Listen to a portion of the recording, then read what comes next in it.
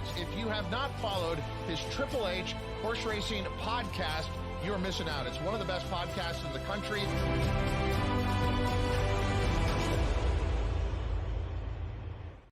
Welcome to the HHH Racing Podcast. It is the 2024 Travers, one of the best races of the year, and we're going to talk about it right now. I'm your host, Howard Kravitz, along with co-hosts Pete Visco and Paul Halloran.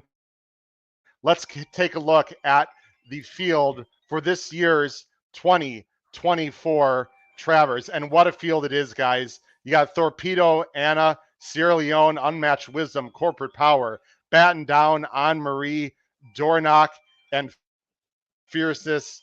Paul, this is a who's who of male 3-year-olds here in 2024.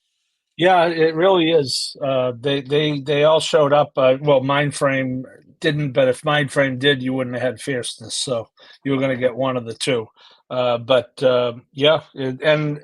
as people will hear on another one of our podcasts, you know, the second tier, the second string, if you will, in this field is not too bad. You know, the other four, if you will. So this is a really good field. Pete, you got some of the best 3-year-olds running in the country, and there's one thing that we know: there is definitely going to be some early speed in this race. Well, it's funny. I texted some people earlier today. I was like, this is maybe the toughest race, I think, just from a handicapping standpoint. I feel like we've had the whole season for me, or even the whole year, only because there is pace, and we know how sometimes pace lets us down, but there's potential pace. And there's questions, just a little bit of questions about every horse, even the top four. So just from a handicapping and a strategy standpoint, and from a pace and from a just racing flow standpoint, I just think this race is super interesting and hard to figure out. It's a really tough puzzle just from a handicapping standpoint. I was all over the place, as we'll talk about, in terms of who's going to be on top, who's in second, who's in third. I was all over the place. Well, despite being a tough puzzle, we're thinking alike a little bit. We're just coincidentally going with the same 3 horses in different order. I'm going 2-4-7. Pete's going 2-7-4. Paul's going 7-2-4. If you're not familiar with the HHH Racing Podcast, please check us out on YouTube. We also have a great website, hhhracingpodcast.com, and hit that subscribe button on the bottom right-hand side screen of the YouTube player. Let's talk about Sierra Leone. This is my top choice. Pete, this is your top choice. This has been a pet horse of this podcast for a long time for obvious reasons. All this horse does is run a good race. He has not been able to get there recently, but come awfully close. Why is Saturday going to be different, Pete? I mean, the only way you can look at it is it's got to be the pace scenario. And it looks like a hot pace. We expect a hot pace. We think Torpedo Anna might go. We think Dornoch might go. We think Batten Down could go. We think Fierceness goes. If all that happens the way we hope, then Sierra Leone is the beneficiary of it. He seems to be getting a little bit better. Hopefully he's getting rid of some of his quirkiness and his, lugging inside and doing all the bad stuff that he does. And you're getting the extra 1/8 of a mile, which feels like it should suit him as well as pretty much anyone else in the race. So that combination of factors puts him on top for me. I assume for you. Problem is we're relying on a deep closer who doesn't like to run early and gets himself in trouble, and that's always a bit of a scary proposition. He does. I've just said all along he's going to win a huge race after the Bluegrass. I thought it would be the Derby. I'm not going to lie. I thought it might have been the Belmont, the Jim Dandy. Maybe it's Fool's Gold, Pete, but I just think this horse is sitting on a monster race, and I think we might actually get an okay price, believe it or not, on Saturday in this loaded field. Paul, you're going to go with Dornoch, and I know we've not said almost best things about Dornoch this 3-year-old year, but boy, this is a horse that loves to fight. He won the Belmont, he won the Haskell, beating Mindframe, who is not in here in this race. He's going to show speed. Danny Gargan's been a little bit cold, though, this meet. But you think that Dornoch is going to break that trend and win the Travers Saturday, Paul? Yeah, I think, Pete mentioned about, there being knocks on horses. And I think there are far more or more significant knocks on the other big 3 in this race. Torpedo Anna is going against the boys. I don't think being down there is ideal unless she's just going to go. And I think if she gets to the lead in this race, he's probably going to be going too fast based on who else is in here. Sierra Leone, we don't have enough time to talk about the knocks on him. And, fierceness obviously is the consistency. And, where is fierceness going to be? Fierceness doesn't like the fight, got a world of talent, prefers to be on or near the lead. And I'm not so sure, even in an only 8-horse field, I'm not so sure that he's not going to be 3 or 4 wide going to that first turn. The only potential knock I have at Dornoch is this is his 6th race of the year, which these days, grade 1 horses to have 6 races before August is over.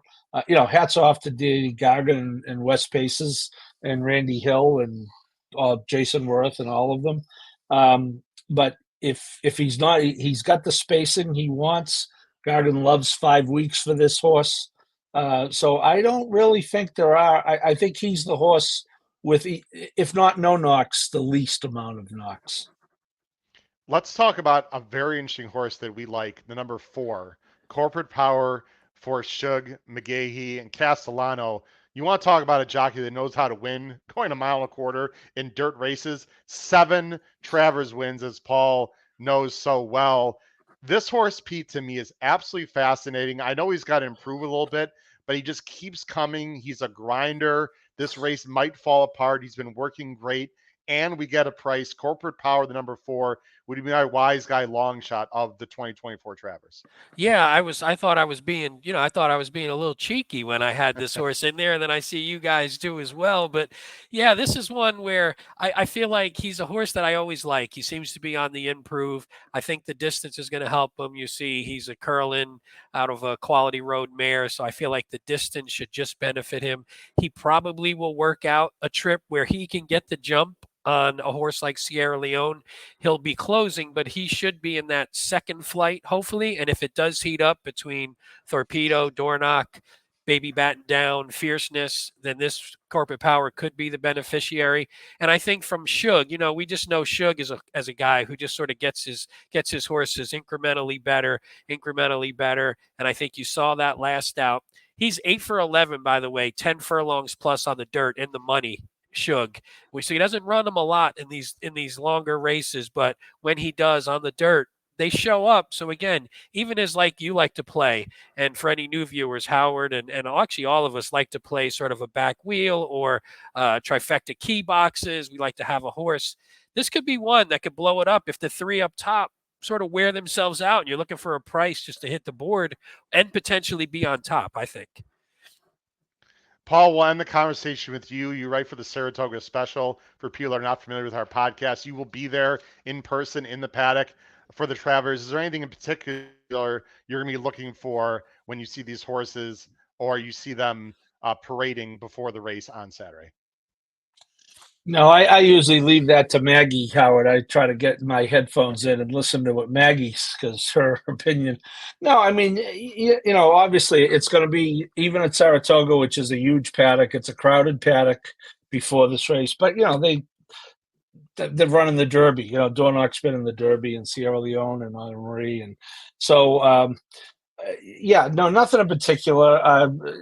It will be interesting, I think, to see Torpedo Anna in the flesh, and just kind of how she measures up to the guy. She is a big for fillies. She is on the bigger side, but no, you just kind of you want everyone to really behave, because that can really do mind games with you, right? If was it Pletcher almost got who was it? Was it Mindford? Who almost got Pletcher a few weeks ago in the paddock?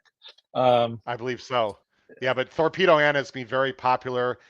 She might even be favored in this race, which I think would be a little bit silly. I personally think she should be 4th choice. I love the horse. I just don't like the spot for Torpedo Anna. But the girls facing the boys, Paul, is always a fun story. Pete and Paul, I really appreciate you guys helping me out here as we go through the 2024 Travers. We wish everyone a ton of luck and success at Saratoga this Saturday. And as we say on the show, crush your bets in the Travers Stakes. Take care, everyone. Good luck.